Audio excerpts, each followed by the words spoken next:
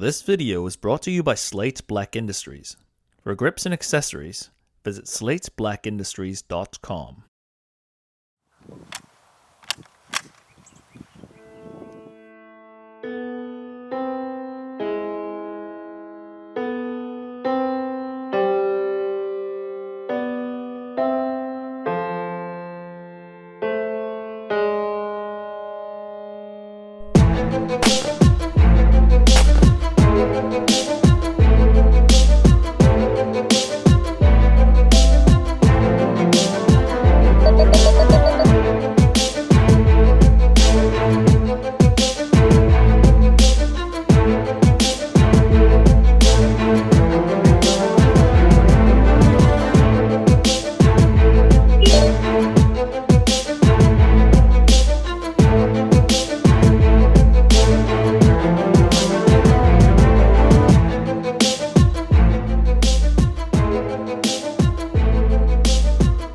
Sergeant York allegedly used a 1917 for his exploits that earned him the Medal of Honor. Let's see if we see glory on the battlefield today against the Steel Army. We'll start at 150. 150. Impact, about 3 inches low. Impact, 200. All right, 200. Dead center. Wow, stacked them up. Nice. Okay, I'm there. Send it when you're ready. Impact, left half, 2 inches low. Elevation was good on that, still on the left half. All right, so for the audience out there, this rifle is grouping a little to the left. So I'm gonna start compensating to aim on the right-hand side of the target. All right, next target, I will bump it up to the 300 yard zero. And for the audience out there, this is a rarity, 300 yards, not meters. All right, we're there. Impact, that was right in his neckline.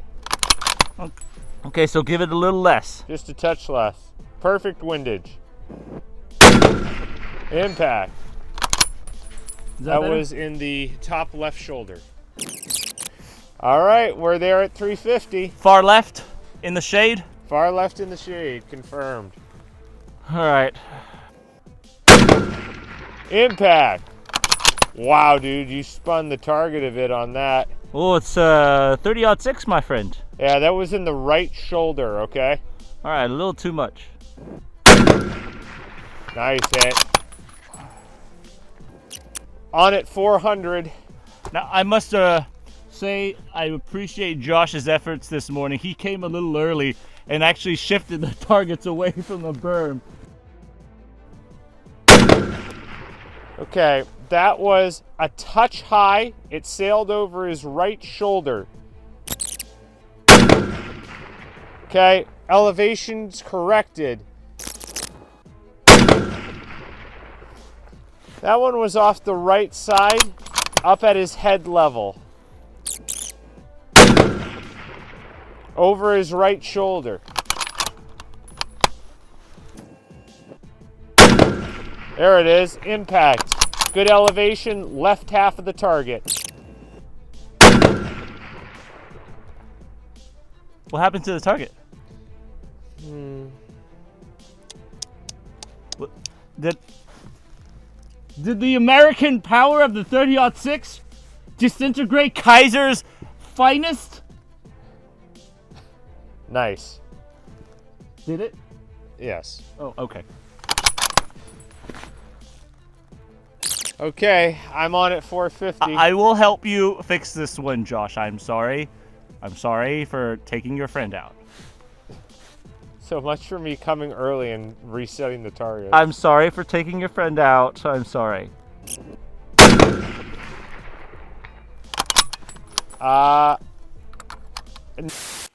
Okay, unfortunately, warning, we're about to experience a lot of misses. But through these misses, I sort of learned something, and this is a couple months ago that we filmed. Obviously, it's summertime, and this was definitely not filmed during summertime. But, yeah, we'll go back and shoot a second time, and I'll give you an explanation what I saw and why I was having issues with the rear sight.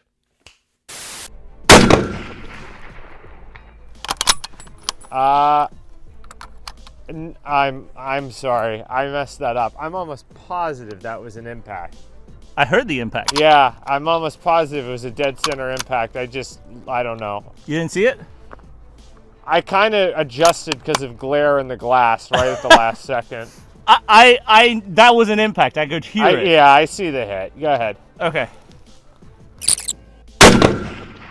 Just off the left edge. Just off the right. Oh no! Just off the left, touch low. Same exact spot. Just bottom left corner. Elevation was good, but it was off the left, maybe 2 inches off the left edge. All right, this is a lot more than I thought it'd take. All right, let's do it.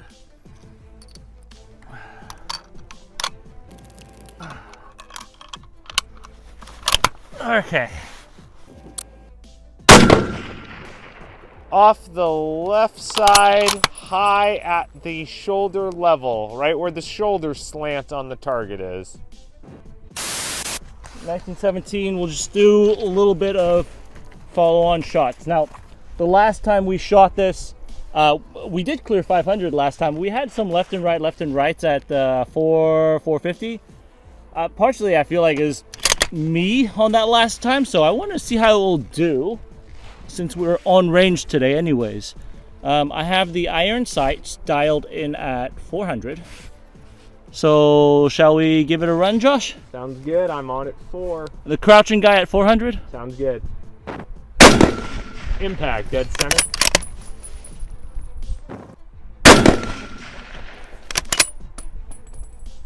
Half a target to the right. That was at the head level and still off the right, maybe a quarter target. Impact, dead Awesome. on. So, shall we bump to 450? Yeah. Let me know when you're ready. I'm on at 450. 450. Elevation's actually good. That was 1 target length to the right. Impact, dead on.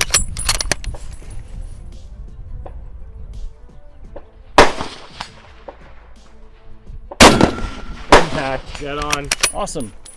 So, the reason I wanted to come back is because last time I just had too much left, right. I knew one thing that I was not used to is this giant rear aperture. There it is, dead center. Okay. All right, let's see if we can finish this one strong. Okay, I'm on at 5.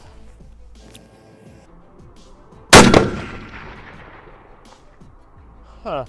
I think that was off the right side. Okay. Impact.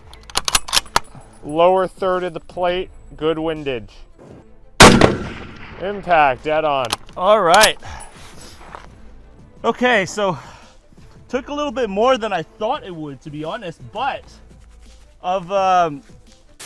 Okay, so I promised you an explanation on why I had trouble initially with the 1917's rear sight.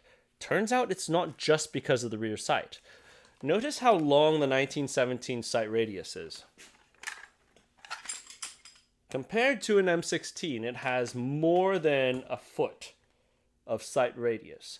That, combined with the smaller front sight, means the front sight is actually exceedingly small compared to modern standards. Like, I am used to, this is what's considered a long sight radius for us in modern standard. And I am used to this. The front sight post is most definitely thicker on the M16 and easier, honestly, when you look through your front sights or you look through your rear sights. You'll see that it centers very naturally with just looking at the front sight. You're not really looking at the bunny ears. You're only looking at the front sight post with the M16. Or at least that's what I do. That is also what I did with the 1917. And so when I was looking through the rear sight, and the rear sight is slightly larger, the aperture is slightly larger than the M16. When I was looking through that aperture and I saw the front sight, it was very fine and very small, much like the 03A3.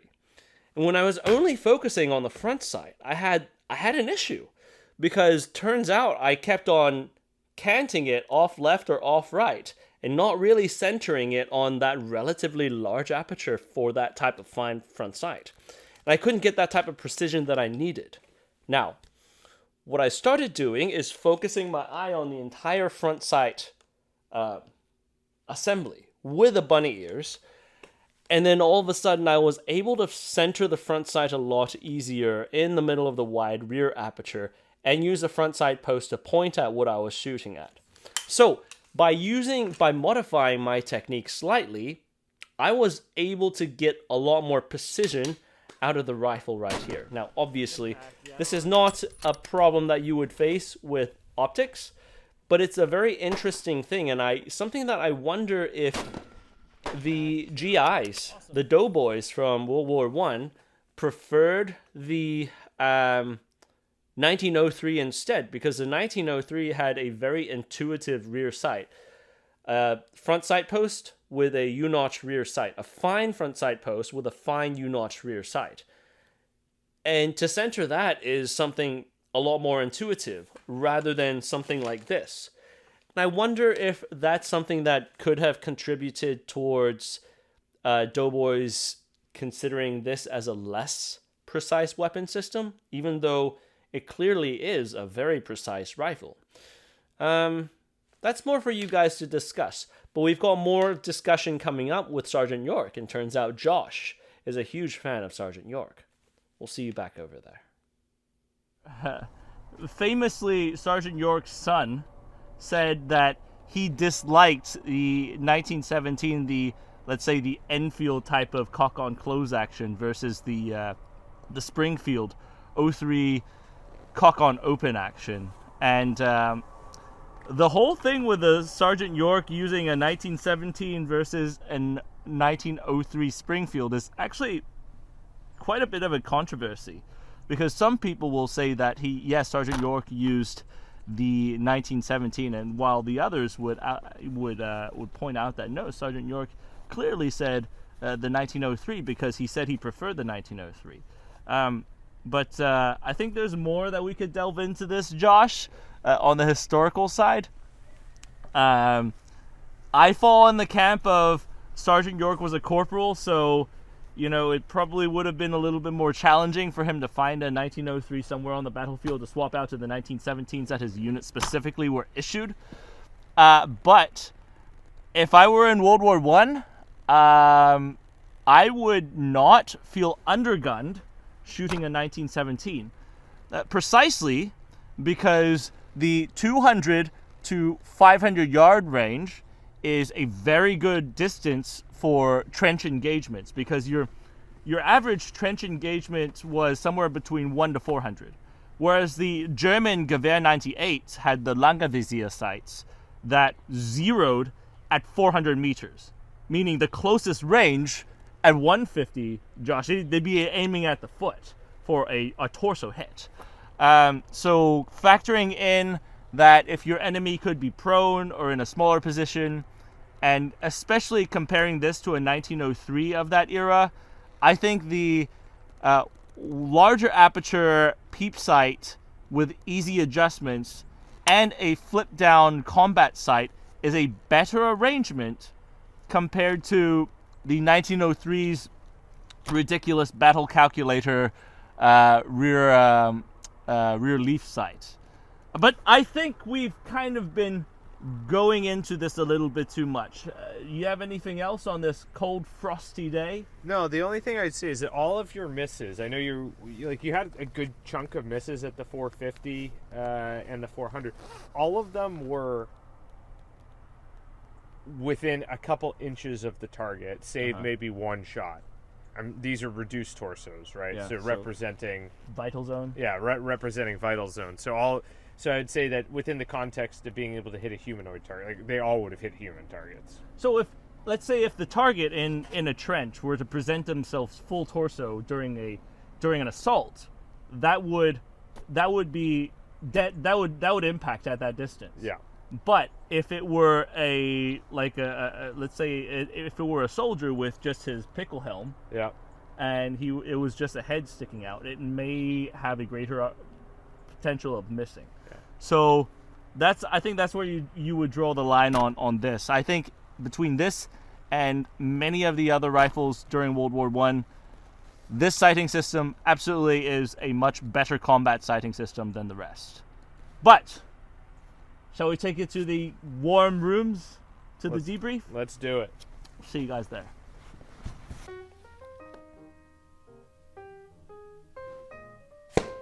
Well, hello there. You must have caught us at the battalion field headquarters as we were about to break for lunch. Now, we're trying to not have the MREs. I hear the boys in the field are quite fond of them. I hope you're enjoying the show thus far. Shows like this, they're brought to you by Slate Black Industries. But more importantly, we have the support from the patrons of Patreon and Utreon. Now, that's true. This group of men and women, they support us intellectually, financially, but most importantly, emotionally. So today, I'd like to invite you, come, join us, become one of us. Together, we could plan to conquer the world of firearms technology. But if you cannot, that's all right. We completely understand. We'd be just as happy to hear from you in the comments section below. Well, without further ado, we'll leave you back to it. All right, welcome into the debrief. That was the M1917, and Henry, one of your beloved wood rifles that had a bit of a shaky run, and that we identified a problem with sort of how you were approaching the shooting with this particular rifle. And I think that is so interesting to me from the performance side of the house, how the actual shooting can differ from, and the actual marksmanship and the techniques you have to utilize and think through can change from platform to platform. In my mind, until I kind of unlocked that within my own mind, I wasn't able to get the same precision that I wanted. Regardless, that should not speak of this rifle's lack of precision, because obviously we see that it is a fairly good shooting rifle. You know, I like cock on close. It's a very fast action. The other thing is that it shoots 30-06. And 30-06, I have a huge soft spot for. America. It is America. But more so, I mean, it is a full house 30 cal cartridge that is very capable up to 1,000 yards plus, as you would like. And so as far as the system goes, it's got some pretty awesome things going for it. A really good sighting system. It's got a really good cartridge. It's got a very strong bolt lockup system and a very fast action. So, and the magazine is 6 rounds rather than 5 rounds. But we'll talk about why that is in a bit. So the system itself has not been very well loved in American collector shooter cultures. Yeah. Because people tend to, when they're talking about classic 30-06 rifles, they tend to want to go for this guy more. Well, this is the 03A3, but its father, the 03, with a really complicated leaf sight in the front. And that was the same thing back in the day when these things were around. Doughboys actually preferred to use the Springfield rather than the 1917, despite these being way more voluminous in circulation.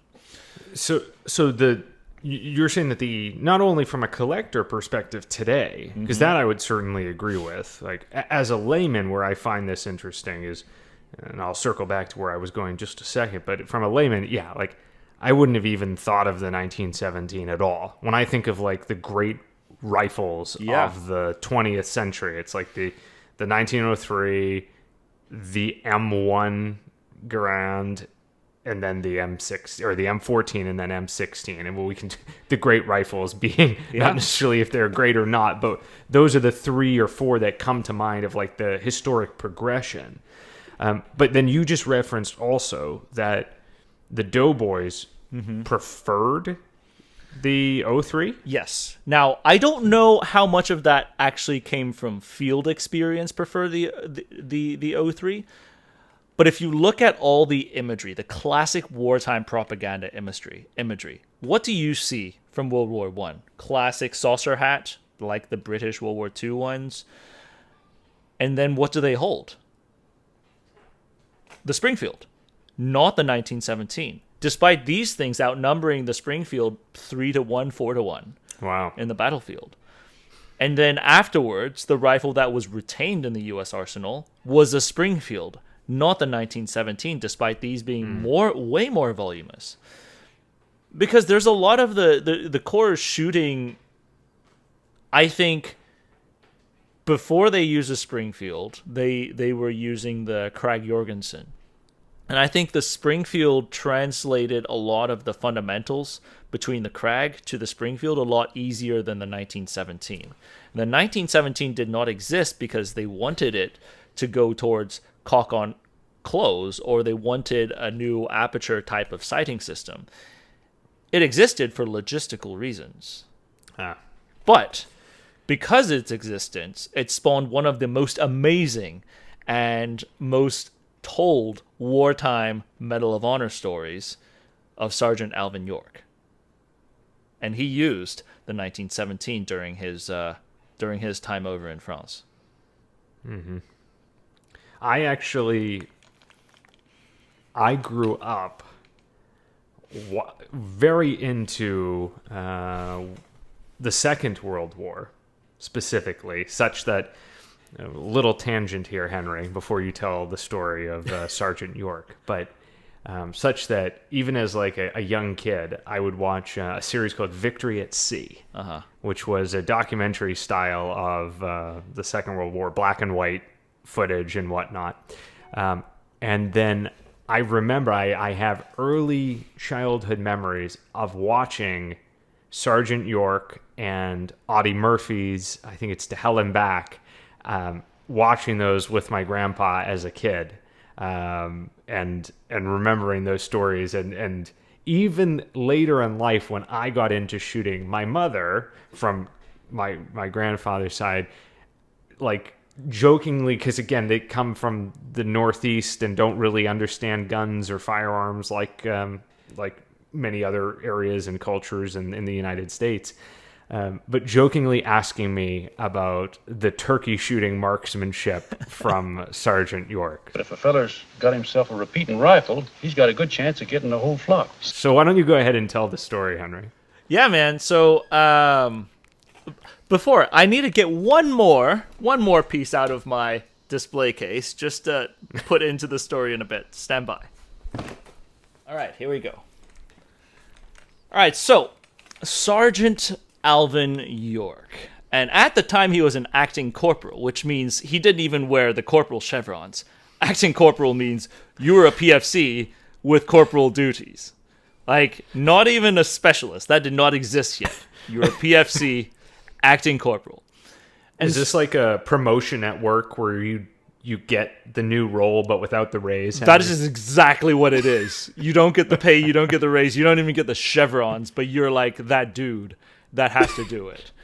And actually, that still happens a lot. You just don't call them acting whatever, you know. So he was out on specific patrol.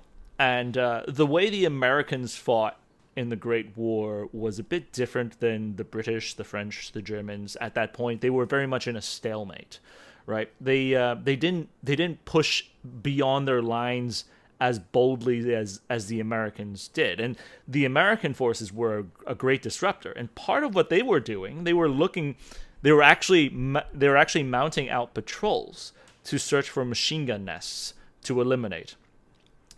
And there were 17 of them. 17 of them going farther beyond the American lines to basically destroy machine gun nests.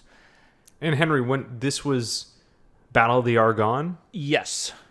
In France. So 1918 fall, I believe? 1918, yes, I know that. I don't know if it was fall, but it was 1918, I believe, yes. So, again, you know, these were actual very small unit patrols going out to hunt German machine gun nests. So as he was going forward with this unit, the story goes that they were able to capture a German CCP, a casualty collection point. So a bunch of medics, a pretty soft target. And as they were processing those prisoners, they didn't realize there was a camouflage machine gun nest that was on top of a hilltop that spotted them. And you're in a low position. The opponent has a machine gun. That's no bueno. Instantly, pretty much one of the worst places you could find yourself, right? Yeah. Zero. I mean, it's shooting fish in a barrel. There, you have nowhere to go. So, immediately mowed down a significant amount of the American forces. What I recall is that there were 8 left. Sergeant York, then Acting Corporal York with 7 others. And of the NCOs, he was the only one left as the commander of that particular outfit. And as the remaining 7 soldiers were watching were still taking cover, getting out of dodge, and making sure that the German prisoners were being held down, let's say, Sergeant York found himself in a depression right underneath where the machine gun could push farther downwards, meaning so your machine guns can only go so far down because if you properly set it up, you're supposed to sandbag it to where you could get a little bit more elevation downwards if you're on a hilltop. But evidently the Germans did not. So they couldn't vertically traverse the muzzle like low enough to hit his position? Correct. They could not depress the machine gun downwards. And he created, basically he he ended up finding himself in a defilade to where they could not shoot at him. And he was armed with his trusty 1917. Now mine's a Winchester. I don't know if his is a Winchester, but I would like to believe that his was a Winchester because that carries on this American spirit of a name. The Winchester. So, in my mind, I imagine that Sergeant York, then Acting Corporal York, had a Winchester 1917, like the Lone Ranger, then stuck in a location that the Germans couldn't shoot at him. And so what did the Germans do? If you couldn't shoot at a target, you think there's a target down there. They started popping their heads over to see, where is this guy? And so at that point, Sergeant York, as an avid shooter, he grew up poor, he needed to shoot in order to feed his family. He described it as like when he was hunting turkeys, to where he would get the turkeys to pop their heads up and he would shoot the turkeys' heads. And so as the Germans popped their heads up to look for him, he would take his 1917, take aim very carefully, and headshot them. And so after a significant amount of headshots, the Germans in the machine gun post, they somehow realized, hey, this is just one man down there with a rifle. And I don't know what type of command this is from the German, like the German logic. I don't understand this piece. Their immediate response was to mount a bayonet charge against Alvin York. I guess I could understand because your rifle only has 6 rounds in it. And so if you had been firing, maybe they were trying to wait for a reload and bayonet charge him. But they did. They mounted a bayonet charge on him. And evidently there was a first lieutenant who even tried to empty his pistol at Sergeant York and did not score a single hit. But as they were charging Sergeant York, then acting Corporal York, sorry, with their, it's easier to say Sergeant York, so it just rolls off the tongue. When they were bayonet charging, then acting Corporal York, he pulled out his 2 world wars. Back then, only 1 world war. Still, Not even yet. It was in the process. It was in the process of being christened, and he pulled out his pistol and plugged the entire bayonet charging party. Killed all of them. So 5 will get you 10. That guy knocks off your whole sauerkraut army. that's not where it ends, though. This dude then stows his pistol away, picks his rifle back up, marches up the hill to where the machine gun is, and starts picking at the German element behind the machine gun nest.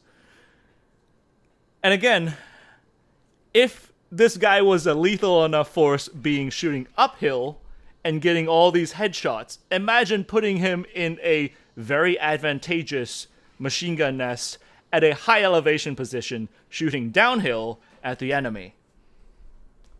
Absolute bloodbath of a murder on the German unit. To where the point, First Lieutenant Vollmer, I believe is the German officer's name, scurried up the hill. I don't know. In my mind, he had a white flag to parlay. That's in my mind. That's in Henry's mind. And he went up there and asked him very curtly and politely, if we surrender, will you stop killing us? Yes. Very well. He went down, the entire German unit surrenders, and he stops killing them. This was back when men's words actually meant what they said. And instead of killing him, he brought the entire unit back to the American lines. And of his Medal of Honor citation, and initially it was a Distinguished Service Cross, and then it was upgraded to Medal of Honor later on. In the citation, they said that he brought back 128 POWs and 4 officers, totaling 132 men.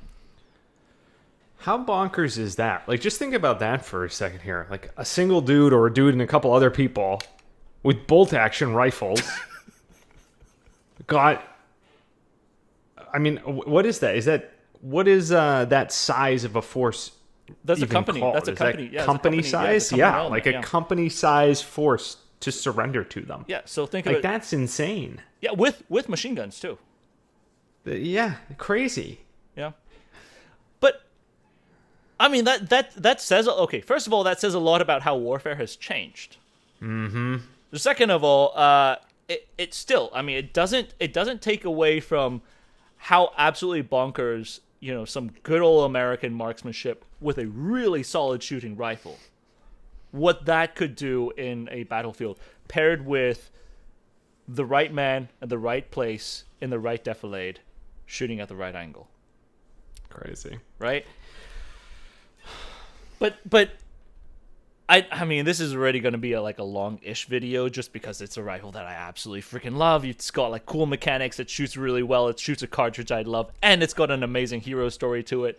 But the last piece to this, though, is the fact that this technically, I would say, if it weren't wartime production, it shouldn't even be in the American arsenal.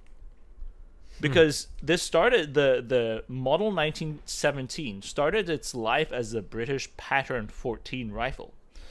And the way that was going on is because the Brits, so this is getting into the logistics and the development side, why I find it interesting.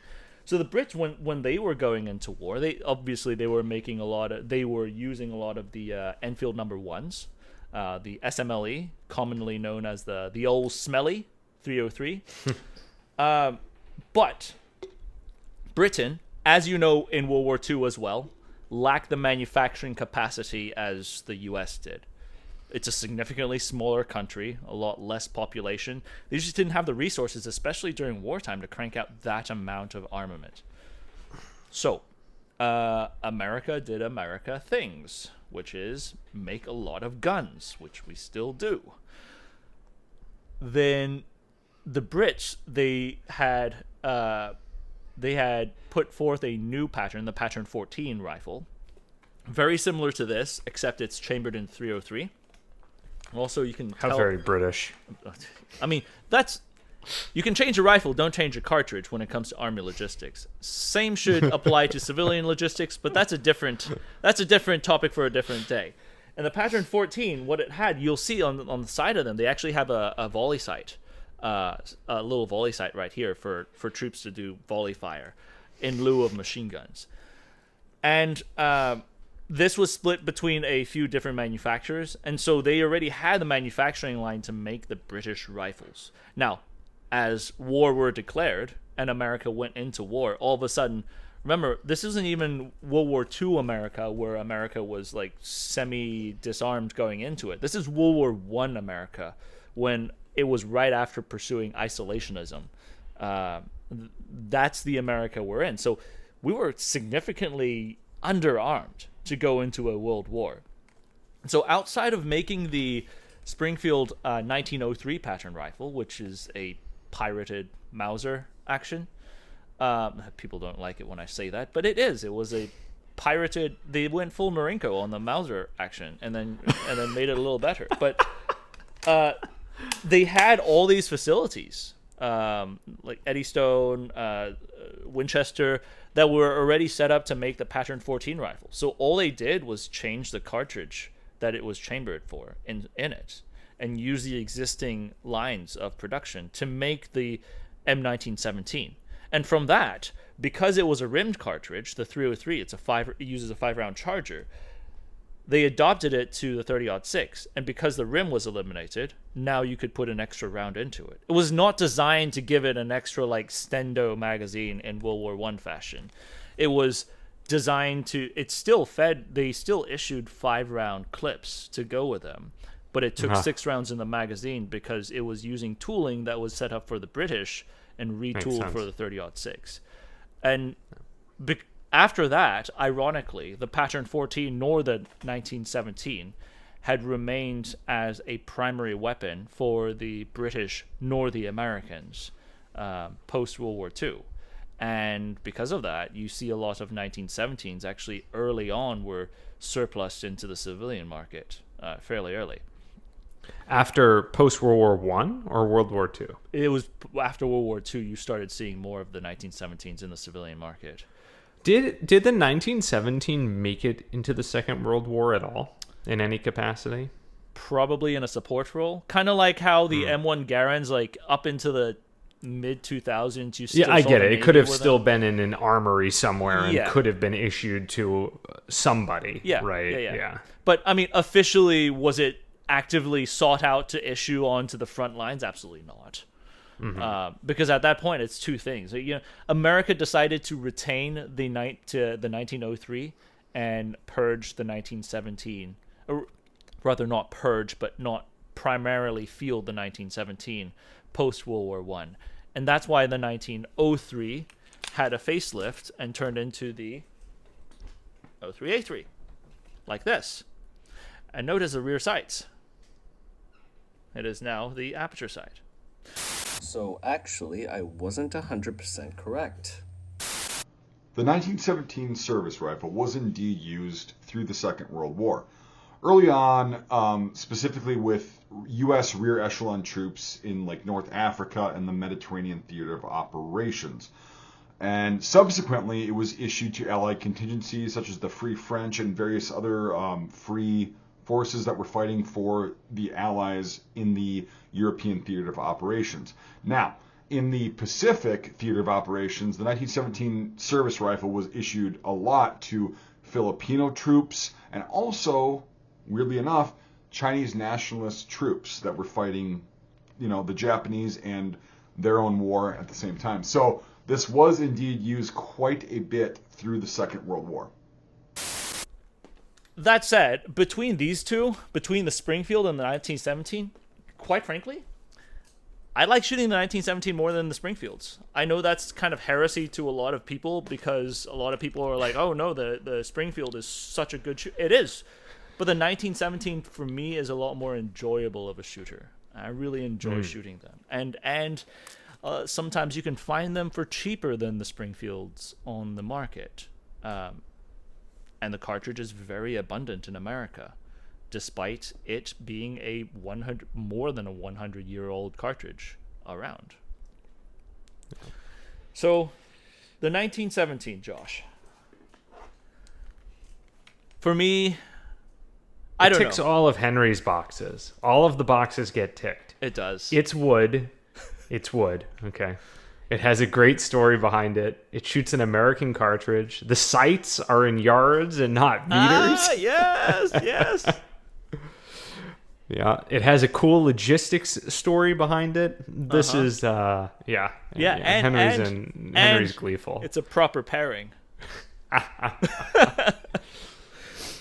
Well, awesome. Ladies and gents, we appreciate you sticking around to the end of this session. If you are still here, you are one of the OGs. Do all the great YouTube stuff, like, comment, subscribe, check out the Patreon, hop into the private Discord, talk to us directly over there, and as always, we'll see you on the range.